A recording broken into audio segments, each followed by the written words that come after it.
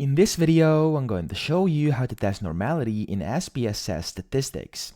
So first, of course, you're going to have some data inside your SPSS document like I do over here. This is completely random, so the results are going to be very, very weird. However, I'm still going to be able to show you how to test normality in your case. And what you'll have to do is go to Analyze up here, up top, and then you want to navigate yourself inside the descriptive statistics. In here, you want to go to Explore, which is over here in the middle, and you want to click on that.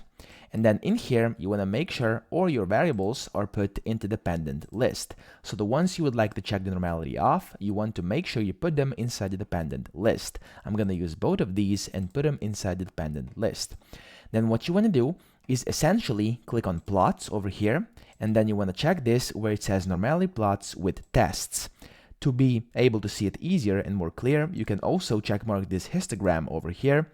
And then once both of these are checkmarked, like this, what you want to do is press continue and then OK. Then this will calculate and give you this kind of output over here. And if you scroll down over here, you've got your test of normality. So you can see the normality tests for both variable 1 and variable 2. As you can see, this looks very, very weird because I just wrote in some random data in a few seconds. However, in your case, you'll be able to see the normality or enormality quite easily and quickly.